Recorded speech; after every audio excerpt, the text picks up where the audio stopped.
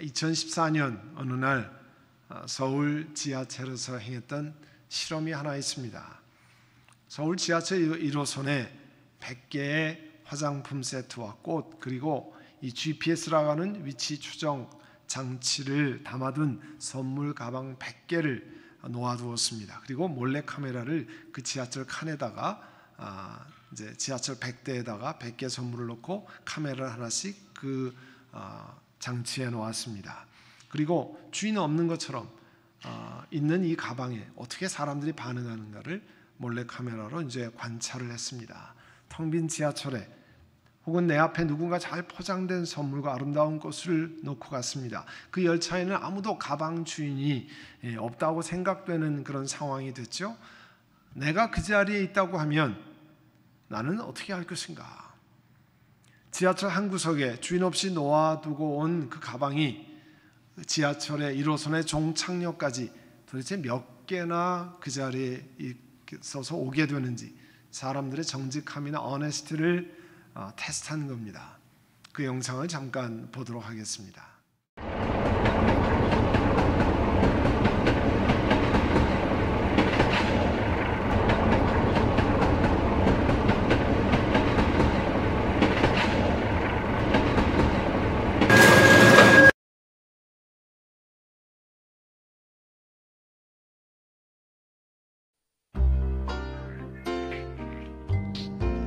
We prepared 100 paper bags for the experiment. The paper bags contained wrapped gifts with GPS devices put inside and placed on board 100 subway cars on Seoul Subway Line 1. We wondered, how many paper bags were going to be returned? How honest will people be?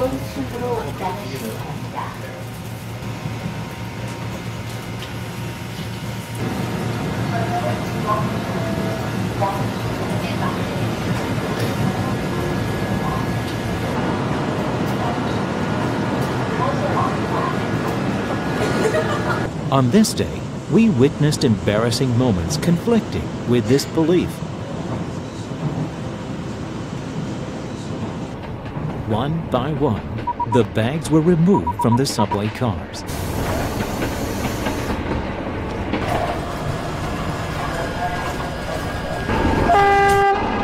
The day had passed, and the 100 subway cars had returned to the final station. How many of the bags returned untaken? Unfortunately, we learned that only 6 out of the 100 paper bags had been left untaken. It was a disappointing result. However, the next day, we were amazed to discover from the GPS data all bags were gathered together. Guess what happened? That 81 bags were returned to the Lost and Found Center. 87 cases of honesty. What have we learned about ourselves? What have you learned about yourself? We are honest. You are honest. 제가 이 동영상을 처음에 중간쯤 봤을 때 하루가 끝났을 때 지하철 종착역에 가방이 딱 6개만 들어왔다고 그랬잖아요. 큰일 났다. 이걸 어떻게 하나. 이런 생각이 들었어요.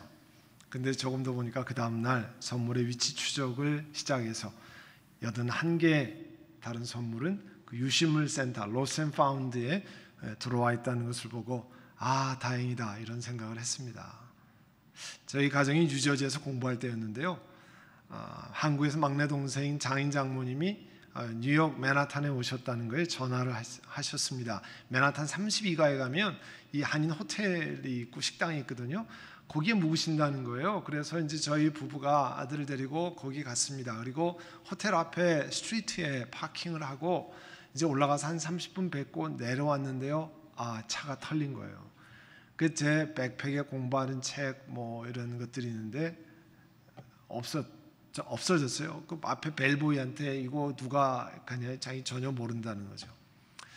난감했어요. 그래서 20불을 줘서 벨보이한테 주고 내가 다른 것은 모르겠는데 내가 젊었을 때부터 읽었던 성경이 그 안에 백팩 안에 있는데 그거를 꼭 찾으면 좋겠다. 이걸 좀 수고해달라. 그랬더니 며칠 뒤에 전화가 왔어요. 벨보이한테. 그 성경만 찾았다고요. 그래서 아직까지 제가 그 성경을 고이 가지고 있습니다. 여러분, LA 피트니스에서 운동을 하고 나오니까 차에 있던 모든 도구를, 비싼 도구를 다 털어간 몽땅 털린 일. 마켓에 장보기 위해서 파킹을 했는데요, 옆에 누가 문을 턱 열더니 핸드백을 탁 집어서 뒤에 자동차 오는 차에 타고 유이 사라지는 일. 여러분, 어디 갔다가 집에 오니까 집이만 난장판이 되고 장롱 서랍이 다 열리고 귀중품을 도둑 맞았던 경험을 하신 분들은 그 당시에 떨리는 가슴과 또 놀란 마음을 지금도 기억하실 것입니다. 너무나 귀한 것들을 도둑이 싹 들고 갔을 때의 분한 마음, 참담한 심정을 모두를 아실 겁니다. 하나님께서 이스라엘 백성들을 이집트에서 건져내서 광야로 인도하셨어요. 그리고 시내산에서 모세를 통해서 하나님 백성들이 살아갈 삶의 안내가 되는 지침을 주셨습니다. 그게 10계명이에요. Ten Commandments. 그 10계명을 주시면서 하나님이 하신 말씀이 있습니다. 출애굽기 20장 2절에 나는 너희를 이집트 땅 종살이하던 집에서 이끌어낸 주 너의 하나님이다. 너희가 죽을 맛이라고 한 그 노예 생활에서 우리를 건져달라고 부르짖었을 때 나는 너희를 노예에서 건져낸 전능한 하나님이다 라고 말씀한 겁니다. 그걸 전제로 하고 십계명을 주신 거예요. 그러니까 노예에서 살려주신 하나님이 말씀하신 십계명도 당연히 이스라엘 백성들을 잘 살도록 하기 위해서 주신 말씀이 틀림없다는 거죠. 그렇기 때문에 그 말씀을 따라 살아야 한다는 것을 말씀하고 있습니다. 10계명 중에 제 10번째 계명이요, 탐내, 한마디로 말하면 남의 것을 탐내지 못한다, 그런 뜻입니다. 17절인데요, 너희 이웃의 집을 탐내지 못한다. 너희 이웃의 아내나 남종이나 여종이나 소나 낙이나 할 것 없이 너희 이웃의 소유는 어떠한 것도 탐내지 못한다 말씀했습니다. 여러분, 남의 것을 사실 탐내기 때문에 살인도 하고요, 또 남의 것을 탐내기 때문에 도둑질도 하는 거 아니에요? 남의 아내와 남의 남편을 탐내기 때문에 간음이 일어나는 겁니다. 탐심 때문에 다른 이웃에게 불리한 증언도 서슴지 않고 하는 것 아닙니까? 여러분, 지난주에 전한 말씀을 기억하시죠? 역대하 7장 13절에 들어라, 내가 하늘을 닫고 비를 내리지 아니하거나 메뚜기를 시켜서 땅을 황폐하게 하거나 나의 백성 가운데 연병이 들게 할 때, 그 옛날에 비가 오지 않으면 농사가 안 되잖아요. 또 밭농사 이런 것만 뿐만 아니고 이스라엘의 중요한 소득원은 올리브 농사와 포도 농사예요. 그게 비가 안 와서 전부 안 된다고 하는 것, 오늘의 표현으로 하면 여러분 비즈니스가 망하기 직전이라는 거예요. 경기가 바닥을 쳤다는 얘기입니다. 또 메뚜기를 시켜서 땅을 황폐하게 만들거나, 추수할 때가 다 됐는데 하늘이 꺼멓게 메뚜기 떼가 날라와서 싹 알곡을 훑어갔어요. 오늘날의 표현으로 하면 우리 비즈니스가 이제 소득이 날 때가 됐는데, 이익이 날 때가 됐는데 웬걸요, 생각지도 않은 일이 생겨가지고 이득이 나질 않는 거예요. 마이너스가 계속되는 거예요. 또 어떤 악한 사람이 나타나서 비즈니스를 망하게 하는데 나는 어떻게 손을 쓸 방법이 없는 경우가 있지 않습니까? 또 그것뿐만이 아니죠. 성경에 연병이 돌 때, 오늘같이 전염병이 돌 때 어떻게 하라고 하십니까? 세정제로 손을 열심히 닦고 마스크를 써서 바이러스가 공기 중에 퍼지지 않게 하고 필요하죠. 또 소셜 디스턴싱, 이 사회적 거리 두기로 해서 바이러스가 전염하는 속도를 늦추게 하고 확산시키지 않은 그런 퍼블릭 헬스를 위해서 우리가 다 협조하고 하는 거 중요한 일입니다. 그렇지만 오늘 하나님의 말씀은 영 다른 것을 말씀하고 있어요. 근본적인 대책을 말씀하고 있습니다. 14절에, 역대하 7장 14절에 보면 내 이름으로 일컫는 내 백성이 스스로 겸손해져서 기도하며 나를 찾고 악한 길에서 떠나면 내가 하늘에서 듣고 그 죄를 용서해주고 그 땅을 다시 번영시켜 주겠다 했습니다. 이제 이곳에 성전에 드리는 기도를 내가 듣고 눈을 뜨고 살필 것이며 귀담아 듣겠다 말씀했습니다. 하나님께서 우리가 사는 땅을 다시 번영시켜 주는 조건이 명확하게 설명되어 있어요. 하나님 백성이 스스로 겸손해져야 됩니다. 내 힘으로 합니다, 우리 힘으로 안 된다고 하는 고백하는 겸손이 있어야 된다는 거예요. 그리스도인들이 겸손해져야 하나님 앞에 나와서 기도하게 되고 하나님을 찾게 됩니다. 그리고 악한 길에서 떠나야 된다는 거예요. 그것만 되는 게 아니라, 기도만 하면 되는 게 아니라 악한 길에 실제로 떠나야 된다는 거예요. 그래야 하나님께서 그 땅을 다시 번성시켜 주겠다고 하셨습니다. 자, 그러면 악한 길에서 떠나는 거 어떻게 하는 겁니까? 나 지금부터 악한 길에서 떠납니다 선포하면 그게 됩니까? 목사님, 회개하면 되지 않습니까? 맞습니다. 그런데 어떻게 회개하시겠습니까? 무엇을 회개하시겠습니까? 그리고 어떤 악한 길에서 떠나기를 원하십니까? 그러면 뭐라고 대답하실래요? 그럼 구체적인 우리 삶의 악을 회개하고 악한 삶을 떠나는데 우리에게 결정적인 가이드라인을 주는 것이요, 바로 이 10계명이에요. 10번째 계명을 쉽게 표현하면 이런 겁니다. 남이 떡이 더 커 보이는 신드롬이에요. 우리에게 하나님 주신 많은 축복이 있습니다. 그런데 탐욕이라고 하는 것은요, 내게 주신 것에 감사하고 집중하지 않고 다른 사람이 받은 축복과 비교해서 남의 것에만 길게 목을 빼고 쳐다보는 것을 말합니다. 10번째 계명은 이런 마음에 경종을 울리는 계명이에요. 너희 이웃의 집을 탐내지 못한다. 너희 이웃의 아내나 남종이나 여종이나 소나 낙이나 할 것 없이 남의 재산, 너희 이웃의 소유는 어떤 것도 탐내지 못한다 말씀했어요. 그러면 왜 이 탐욕이 문제가 됩니까? 왜 어떤 이유로 탐욕이 문제가 돼서 하나님이 그렇게 하지 말라고 하신 걸까요? 야고보서에는 탐욕이 우리 인생에 어떤 심각한 문제를 불러오는지를 이렇게 말씀합니다. 야고보서 1장 14절에 사람이 시험을 당하는 것은 자기 욕심에 이끌려서 꿰매 빠지기 때문입니다. 15절에 욕심이 잉태하면 죄를 낳고 죄가 자라면 죽음을 낳습니다. 그렇게 됐어요.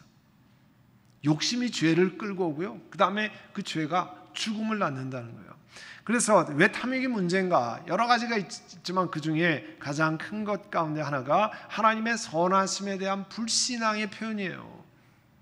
여러분, 그리스도인에게 탐욕이 시작되면 우리 속사람을 점검해 봐야 됩니다. 왜냐하면 탐욕이라고 하는 것은 하나님의 선하심에 대한 신앙이 없는 것을 말하는 거거든요. 하나님이 공급하시는 것을 신뢰하지 않는다고 얘기하는 거예요. 전도서를 하나님 우리에게 이렇게 말씀합니다. 전도서 5장 16절에 한 가지 비참한 일을 보았다는 거예요. 이 세상에 어떤 비참한 일입니까? 17절에 보면 평생 어둠 속에서 먹고 지내며 온갖 울분과 고생과 분노에 시달리며 살 뿐이라는 거예요. 평생 늘 울분에 차 살고 늘 비난에 차 살고 어둠 속에 산다는 것, 비참한 일이죠. 정말 불행한 일이죠. 그래서 하나님께서 평생 하나님의 선하심에 대한 믿음이 없으면 울분, 분노에 시달리게 된다는 거예요. 그래서 하나님 말씀하는 게 뭐냐면 한평생이 짧지만 하나님이 우리에게 허락한 것이니까 세상에 애써서 수고해서 얻은 것으로 먹고 즐거워하는 것이 마땅한 일이고 좋은 일임을 내가 깨달았다는 거예요. 이게 사람이 받을 복이라는 거예요. 우리가 가끔 그리스도를 착각하는 게 있어요. 내가 하나님 앞에 기도하고 하면 내가 별로 수고하지 않아도 내가 먹고 살 것이 자동적으로 생기고 내가 애쓰지 않아도 가만히 놀고 있어도 뭐가 해결될 것으로 착각하는 분이 있습니다. 성경에 뭐라고 되어 있습니까? 애쓰고 수고하는 것이 하나님이 공급하시는 거라는 거예요. 여러분, 아침부터 저녁까지 땀 흘리고 애쓰고 수고하는 것 하나님의 공급하심입니다. 그걸 우리가 착각하면 안 됩니다. 그래서 그거를 감사하며 살아가라고 말씀하는 거예요. 결정적으로 전도서 5장 19절에 이렇게 말씀합니다. 하나님이 사람에게 부와 재산을 주셔서 누리게 하시고 정해진 몫을 받게 하시고 수고함으로써 즐거워하게 하신 것이, 이 모두가 하나님이 사람에게 주신 선물이에요. 우리에게 주신 거 다 하나님이 주시는 선물이에요. 그래서 이것을 망각하기 시작하면 탐욕이 시작되는 거예요. 또 왜 탐욕이 문제냐면 이 감사와 자족함을 상실하게 만드는 거죠. 이 자족함이라는 게 스스로 넉넉하다고 생각되는 거잖아요. 그런데 다른 사람이 가지고 있는 거에만 온갖 신경을 쓰게 되면 마음에요 탐욕이 생겨납니다. 여러분, 감사한 마음은 모든 게 다 풍족하기 때문에 꼭 일어나는 게 아닙니다. 난 풍족하지 않기 때문에 감사하지 않아, 그게 아니에요. 하나님을 향한 믿음이 시작되면 감사가 시작됩니다. 하나님이 우리에게 필요한 것만큼 공급하십니다. 그걸 잊어버리면요 감사를 잃고 탐욕의 마음이 시작되는 거예요.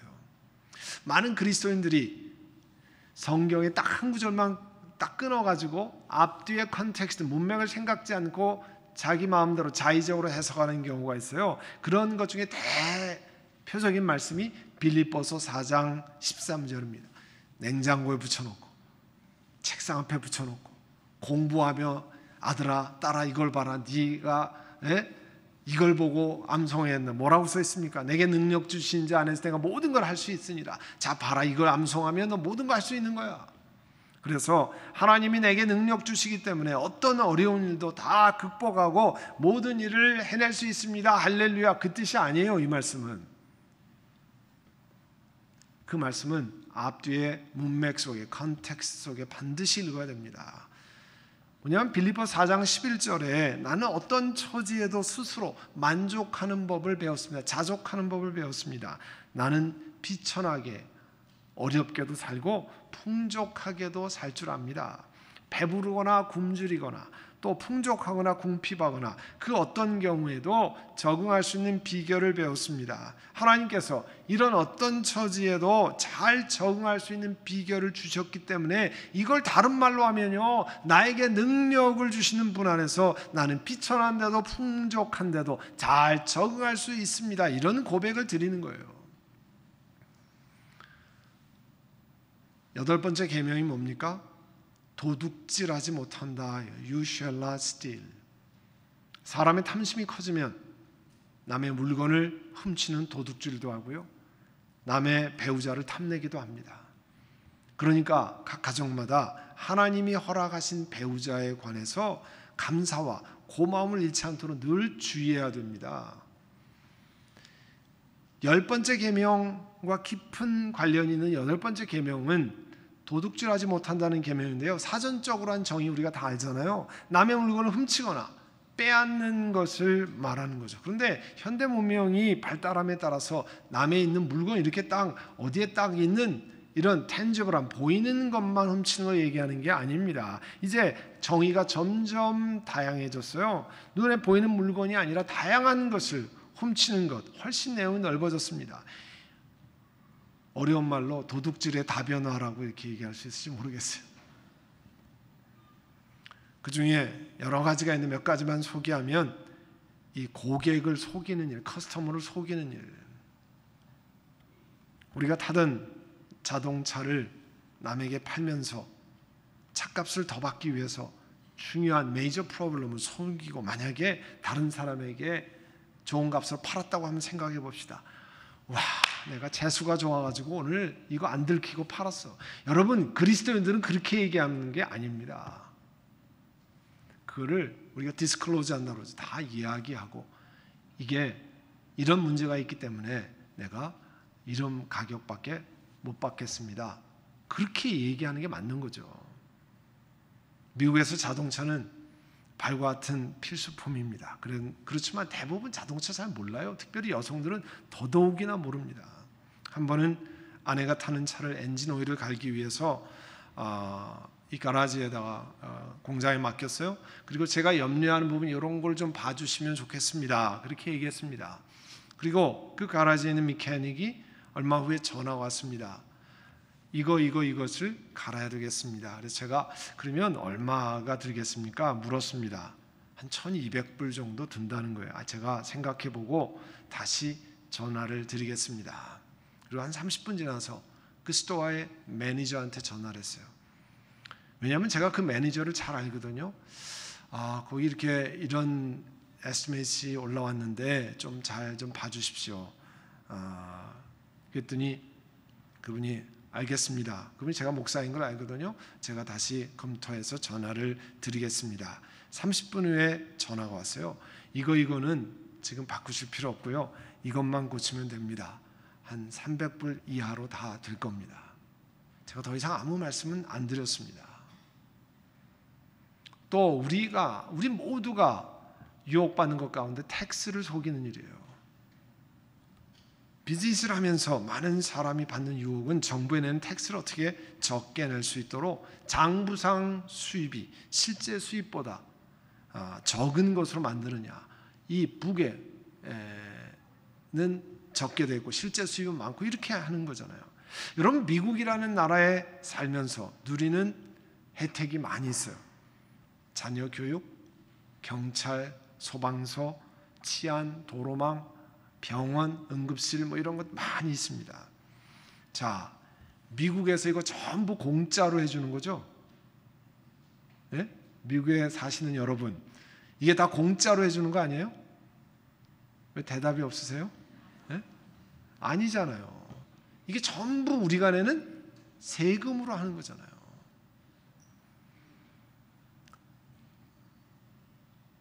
가끔 이런 딜을 하는 경우가 있어요. 제가 깎아드리지 못하고요, 세금은 빼드릴게요. 그거는 본인이 깎아주는 게 아니에요. 나라의 세금을 빼준다는 거잖아요. 그럼 세금이라도 빼주십시오. 나는 싸게 사니까.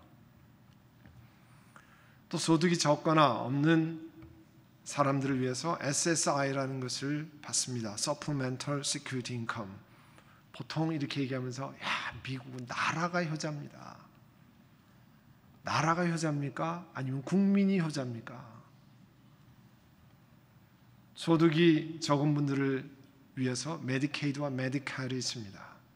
모두 국민들이 정성껏 내는 세금이 아니면 어림도 없는 혜택이라는 거예요. 저희 어머니도 살아계실 때 저한테 뭐라고 얘기했냐면, 미국에 가면 공짜로 1000불씩 준다는데,